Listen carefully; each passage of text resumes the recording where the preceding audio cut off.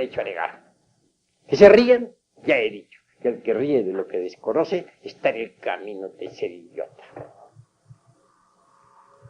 Que porque no ven, pues tampoco veían los microbios, o veía los microbios Pester, y sin embargo hoy en día la óptica los puede ver.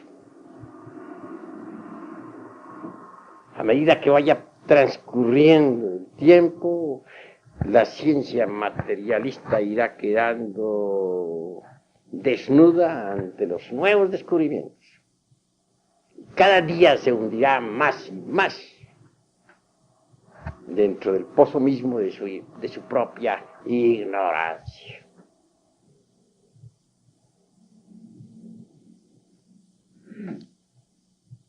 Eso del Noé pitecoide, con sus 3 hijos bastardos,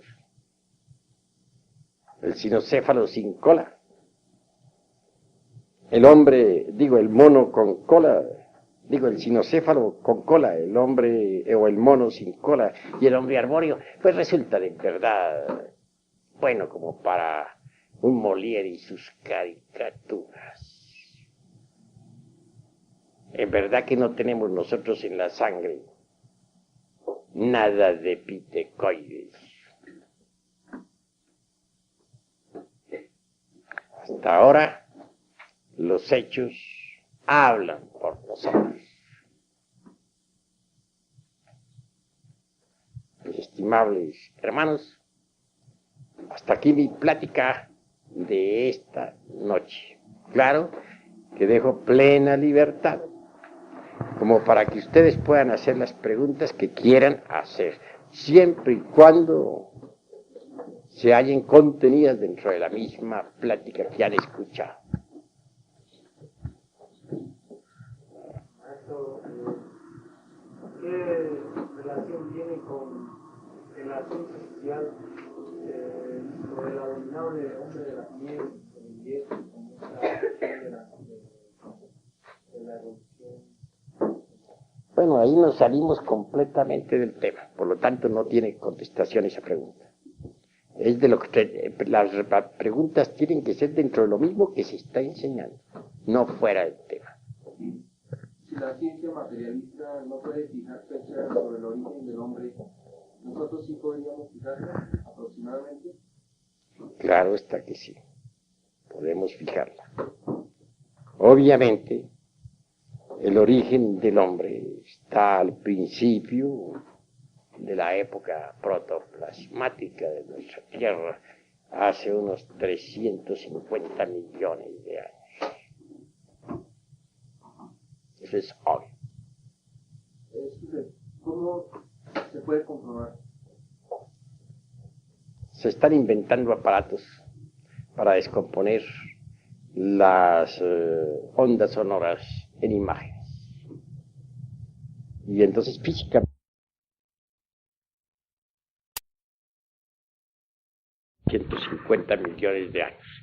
Obviamente, la única forma, o lo único que puede en estos momentos darnos a nosotros la razón y demostrarlo, será cuando aparezcan esos aparatos que actualmente se están haciendo experimentos. Unos experimentos se están haciendo en Italia y otros en los Estados Unidos, y ya se han obtenido muy buenos resultados.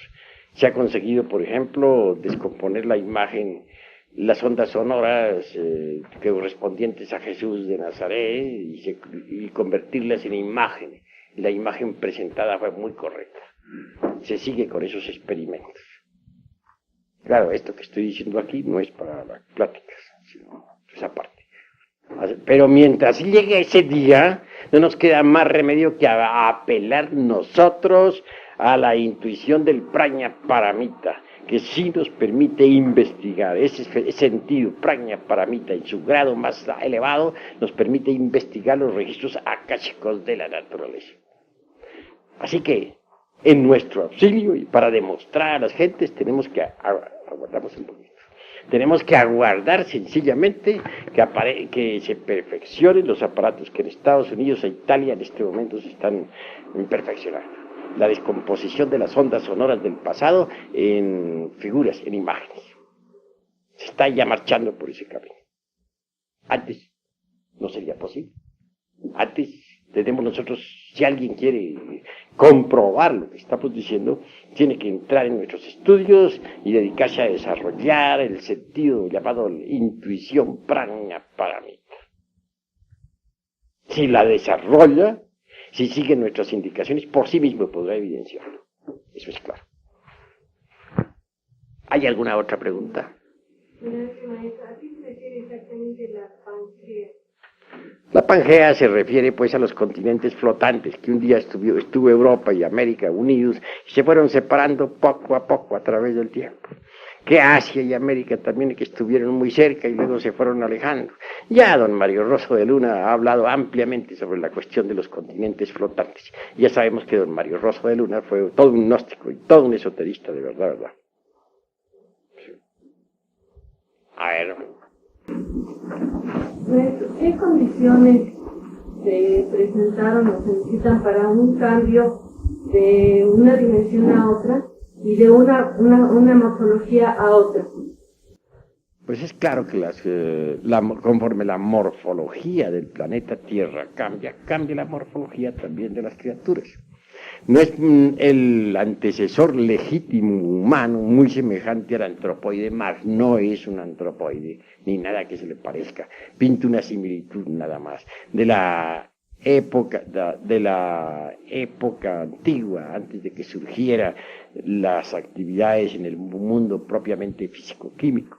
Es decir, de la época aquella de la cuarta dimensión, cuando se desenvolvía la vida animal en esa cuarta coordenada, pues pasó por cierta metamorfosis, conforme la Tierra también pasó, y resultó de ahí el hombre protoplasmático de la época polar. Ese hombre protoplasmático, a su vez, conforme la Tierra fue pasando por sus metamorfosis, conforme la Tierra fue cambiando su morfología, también fue cambiando él su morfología.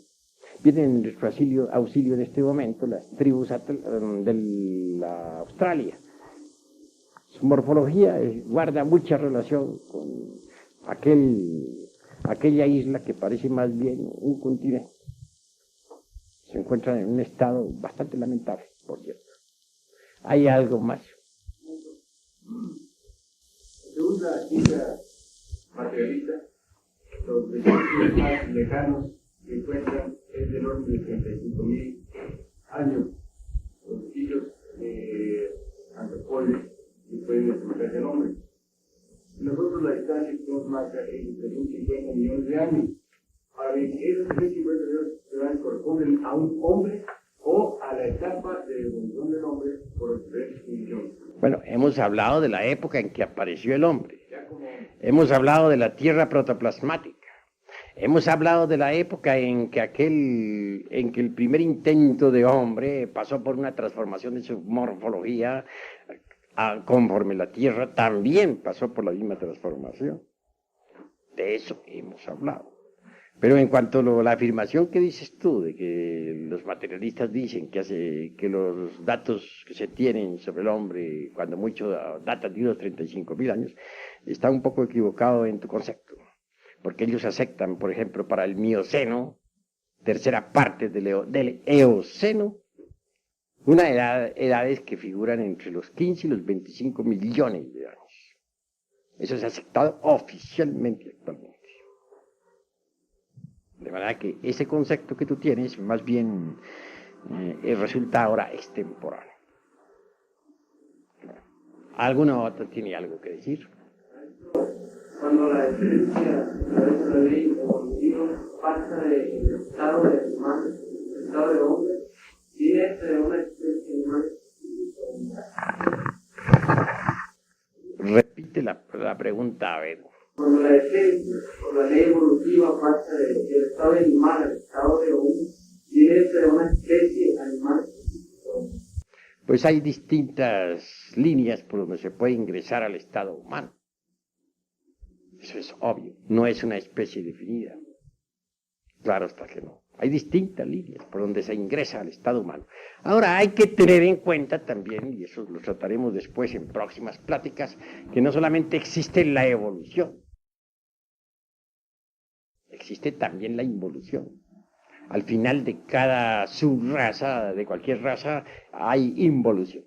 Y al final mismo de toda raza hay involución. Eso es obvio, pero sobre eso nos ocuparemos más tarde. ¿Alguna otra pregunta? Sí. Maestro, usted habló de la cuarta, quinta y sexta dimensión. Hasta donde tengo entendido, a medida, entre más alta sea la dimensión, más sutileza de la materia hay, ¿verdad? Así es. La quinta es más sutil que la cuarta, la sexta que la quinta. Así es. Entonces, ¿por qué razón están ubicados estos reinos en forma inversa? En la cuarta el animal, en la quinta el vegetal, en la sexta el mineral, que es el más denso. Porque ahora concretando, porque esto no lo vamos a grabar para conferencia, puesto que los señores materialistas tenemos que hablarle en forma diferente, no lo vamos a concretar para el libro, aclaro, sino aquí entre nosotros, diré lo siguiente. En el mundo de la mente, naturalmente que se desarrolló la primera ronda de evolución. Lo primero que surgió allí fue el reino mineral. En el mundo astral surgió el reino vegetal. En el mundo etérico surgió el reino animal. Y en el mundo físico ya apareció el hombre sobre el casquete polar del norte. La primera raza, la raza protoplasmática. Después vinieron los hiperbóreos, después los lemures, después los atlantes y después los arios, todos nosotros. Ese es el orden. Claro que cuando uno está estudiando esas cuestiones en los mundos internos, pues ve las cosas en cierta forma que muy distinto y tiene que saberlo entender. Por ejemplo, es claro que las mónadas del reino mineral, durante la primera ronda, pues tienen figura humana. Y entonces uno tiene la tendencia a pensar que todos eran humanos ahí. Pero no, se trata de los elementales, sencillamente, del reino mineral. Se necesita muy buena capacidad de penetración, con la intuición prajna paramita, para ver el auténtico reino mineral, dejando a un lado sus mónadas. Lo mismo sucede con el asunto del vegetal en la segunda ronda, en el mundo astral. Uno ve elementales, personas muy inteligentes, millones de personas, pues son los elementales. Pero uno con la intuición prajna paramita concentra un poco mejor su atención y puede ver sencillamente que el reino vegetal es una cosa y otra muy distinta a las mónadas. Desciende uno a la tercera ronda, ve uno también puras criaturas bellísimas, inteligentes, comprensivas, que van, que vienen. Uno piensa que son hombres de la tercera ronda. No hay tal, son los elementales. Y si se observa con más cuidado los cuerpos de esos elementales, se verá que tienen distintas formas animalescas que hoy en día, en esta cuarta ronda, ya no se ven. Formas animalescas diferentes. Y por último, ya al final es cuando ve uno surgir una especie de, una criatura semejante, en realidad de verdad, al simio, pero no es un simio. Es similar, tiene cierto parecido, tiene algo que se asemeja al antropoide, pero no es antropoide. Claro, esa criatura, a su vez, al sufrir la tierra un cambio, una transformación, al alterarse la metamorfosis de la tierra, se altera también esa forma antropoide y aparece el primer hombre, la primera raza humana viviendo ya en el continente polar, que otrora estaba situado en la zona ecuatorial. Y luego vienen las sucesivas transformaciones de la tierra, o metamorfosis de la tierra, que dan origen también a cambios en la raza humana, en la época hiperbórea, en la época lemúrica, atlante y hasta nuestros días. Si se observa, cada raza humana está exactamente de acuerdo con el ambiente en que se desarrolla y desenvuelve. ¿Ese proceso evolutivo ocurrió o aún sigue ocurriendo? Pues todavía sigue ocurriendo. En la quinta ronda, en la sexta raza, habrá otro cambio de la morfología de la Tierra. Como secuencia o corolario traerá otro cambio en la raza humana. la sexta raza